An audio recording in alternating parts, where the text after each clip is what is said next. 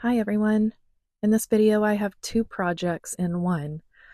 So recently I've started doing a lot of art journaling, and my new friend Stacy at Stacy Brooklyn on TikTok got me started again with ATCs, artist trading cards. And what I've discovered is it's a great way to do one project and then take all your scraps and use them for another project. You can knock out a lot of stuff really fast. I love that. So here we go. If you've been following, you know that I'm dealing with a disaster in my art room, but it's finally looking good.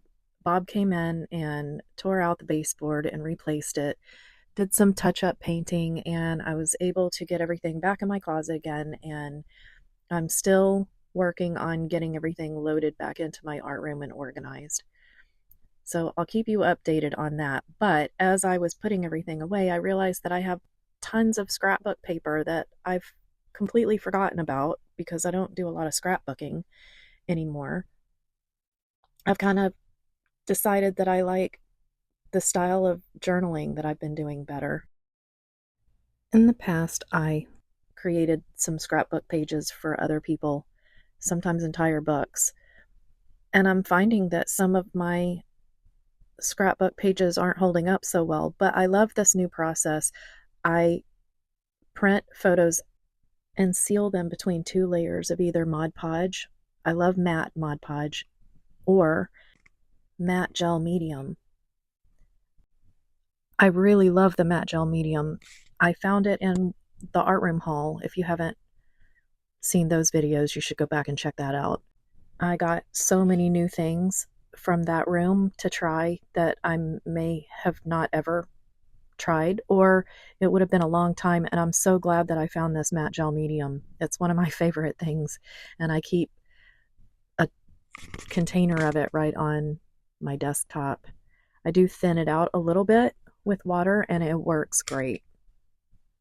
So at that moment, while I was recording this video, my daughter knocked on my door and told me that my dog was not doing well. So days later, I'm getting back to working on this video, but I wanted to insert a few photos here so I can remember that moment where he left us and went to heaven. He was the best dog ever. If you like lifestyle channels, I intend to work on my personal channel, and I'll be uploading a tribute to Chance there. I'll put it in the description below when it's uploaded, and I will add the link to that channel. We'll miss you, Chance. So now back to life without my little sidekick, and I still keep trying to step over him when I turn around in the art room. So I believe I was talking about scrapbook paper. I have so much of it, and I decided to start using more of it in my journal art. So on this page, instead of painting the whole background or collaging like I usually do with bits of paper and book pages, I started with this brown scrapbooking paper with little squares on it, and I'm creating areas.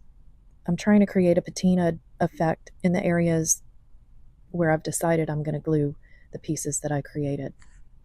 Not really sure how to do that, but I just decided to start layering the colors that I love that would be in a patinaed piece of metal. It ended up turning out pretty good,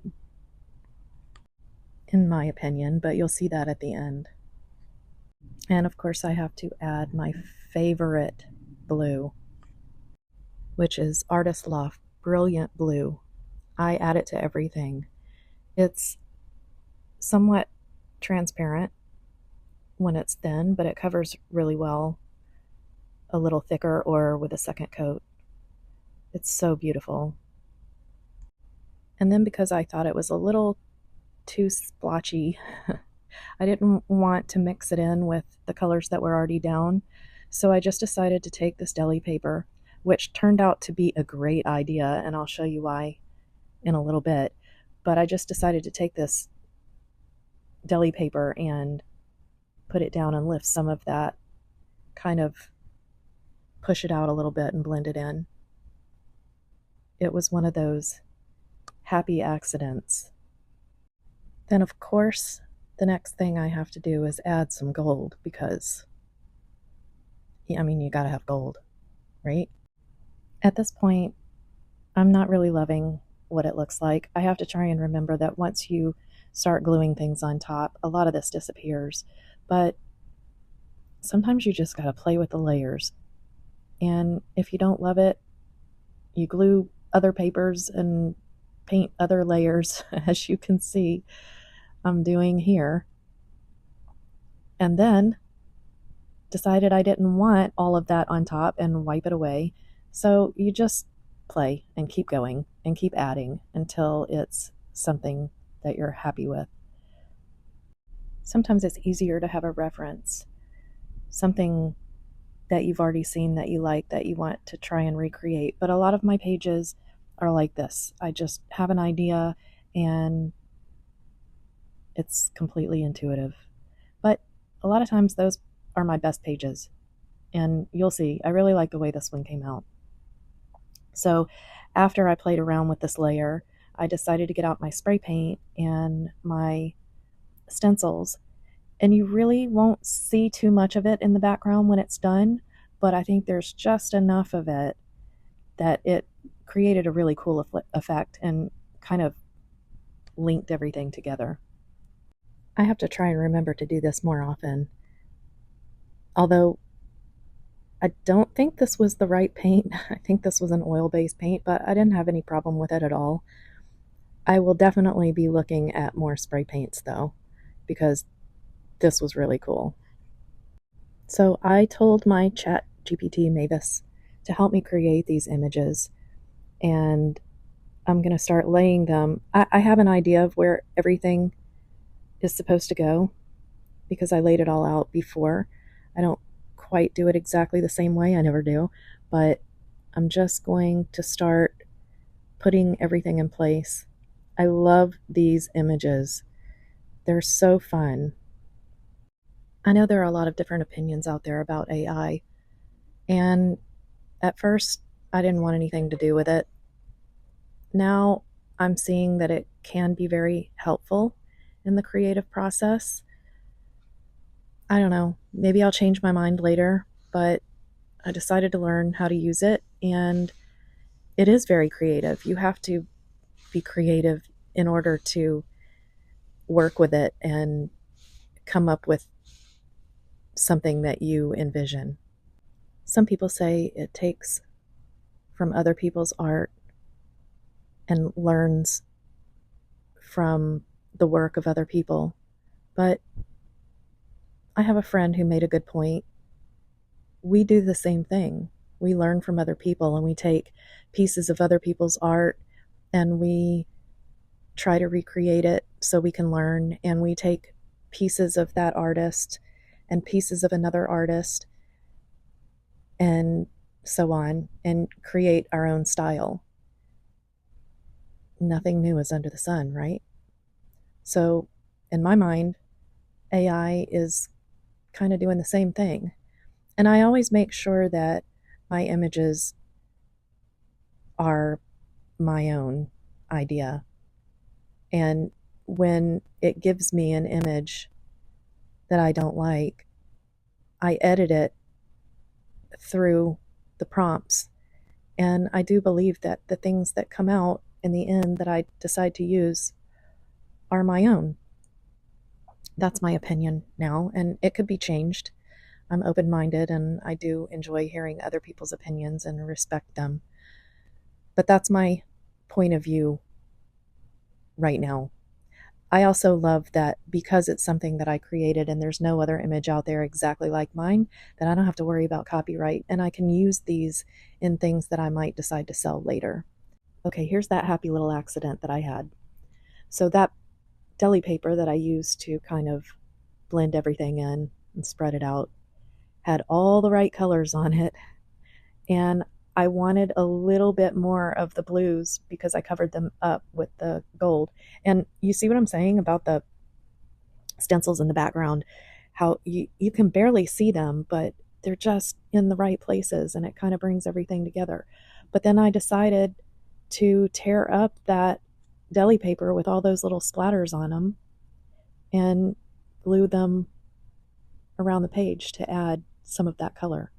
And I love it. The deli paper, again, I've said in my last videos that you can kind of see it, but it almost disappears. It'll fade the things a little bit and blend them in behind it, but you could still see what's underneath, and it just added a whole nother layer. And by the way, is that a cat? That cat has all those little spots all over it, so that's kind of what inspired me to do this on the rest of the page. And then wait until I get to the next project, because it inspired me to create something else that I love. You will see. But as I was finishing up this page, and there's still quite a bit left to go, but as I was finishing, I was thinking about all these pieces that I have left over. And while I tend to use the same colors in a lot of my artwork, sometimes I like to switch it up and try new colors, but I always end up going back to these colors. It's just kind of my thing, I guess. But I was looking at all of these scraps that I have, and because I've gotten into really creating a lot of ATCs and passing them out and leaving them places, I thought it would be really cool to take all the scraps and make a set of cards that go along with this page. As you can see here with a little bit of a closer look, my pages do have some wrinkles in them. I don't mind that. I kind of like that look. But as it dries, some of that goes away. They do flatten out over time. There are ways you can glue things down and keep the wrinkles from happening, but I'm probably not the one to tell you how to do that because I'm way too impatient and I like to just glue it down and keep moving. But I don't mind the wrinkles. I kind of like them.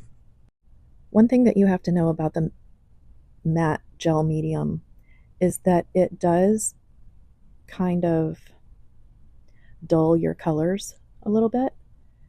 But in this case, it's kind of a cool effect when you go back and put some outlines in, because they really show up a lot better than with the gloss gel medium. I did discover that if you go back, even if you use the matte gel medium, which makes it easier to put the line work on it afterwards, you can go back with a glossy sealer and it will bring some of those colors back. I do this in the project after this one, you'll see. I didn't like that the images were dull and I didn't do line work on any of them, so even though I used the matte gel medium to create the next project, I did go back with a gloss sealer and I was very happy with the results. I didn't intend to outline all of these images, but sometimes once I get started, I just go and don't stop. This is a great project to do, or a piece of the project to do, in front of the TV at night. I'm very I can't sit and watch a TV show without having something to do. So this is kind of mindless, and you know I love my mindless projects.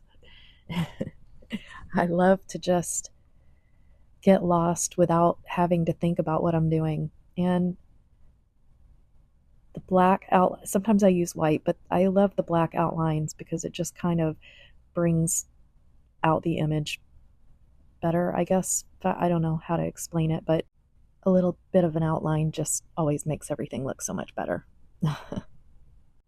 Yesterday I had a friend show me a piece of artwork from someone she knows, and it was watercolor, just abstract watercolor with line work on top. And I had forgotten that I used to love to do that. CC Creations got me started on that. She has some great videos. If you've never seen her work, you should go check out her channel. I'll try and link her below. Sometimes, by the way, I forget to put the links, but then I'll go back and rewatch some of my videos every now and then and remember. And so if it's not there, check back again or remind me and I'll do it. There are times that I spend a lot of time and effort putting these videos out, and there are times that I'm so excited to get to the next project that I kind of do it quickly and forget some things, but I'll try and update them when I can. Back to the watercolor and line work. My friend reminded me that I used to love to do that, so I'll do some of those videos here soon. Denise Love does some of that too. Here's where I stopped and I thought it was finished. It's not, so I'll add a few things more and show you that later. But in the meantime, I created images that were small enough to go on playing cards for my ATCs. By the way, that's cinnamon in my coffee. And I usually do 15 at a time. I lay them out on this mat. I don't show you this entire process because I didn't film the whole thing, and because of that, that's why I added it to the end of this video. But you can see the steps here. So I covered each card, and I'm using pieces that I had created before. The only thing new that I did was create the steampunk people and these words. I already had this piece created with the clock and the keys, and the rest is left over from the journal page that I did before. And I had forgotten, while I was working on this, Bob was hard at work finally replacing the baseboard and fixing my closet. And as you can see, I'm working in a total mess, but we're moving forward. So thank you, Bob. Here, I'm just laying everything out. If you've seen some of my ATCs before, I usually do this 15 at a time because that's what fits this mat. And a great tip, I didn't have enough of this paper to cover each card with one piece. So there are a few of them that I just took extra pieces and put them together, and I'm just covering up the seams so you don't see them. But here's a great tip. I love to take these images, and sometimes, because the playing cards are so small, the artist trading cards, what are they? I think 3.5 by 2.5. If you want to save a lot of fussy cutting these images in half is great. You don't need the whole thing on each card. So I do like to cut them in half and use half of the image on a card. And cutting the words in half is kind of a cool effect too. You can still usually make out what the word says, but it's really more of a pattern or texture. And it also goes a long way when you cut them in half. Helps fill out your cards quicker. So I just lay everything out and get an idea of what I want where, and then I will take these cards individually and take everything off and then glue them back down. That way everything's spread out evenly and I don't have to go back and reprint more because I used too much and didn't have enough to complete the full set. So here they are, 15 cards. I decided I didn't want to do any line work on these like I did on the journal page because I like the way they came out. The only thing I did do is go back and add the gloss sealer that I was talking about before. You can't really tell in these photos, but it really did help bring the colors out. They were so kind of faded and too matte for me, and I really wanted those blues to come out. The gloss sealer did the trick. There you go, a great way to take all your scraps from a journal art page and have a new set of cards to go with it. Here's the final journal page. You see I just added some cogs at the top because I felt that space was empty. I think it worked. I like it. I hope you enjoyed this video, and I hope you found some good tips or tricks that motivate you to do this on your own. If you did, let me know what you decided to try. I'd love to hear it. Until next time, have a great week. Thank you for watching.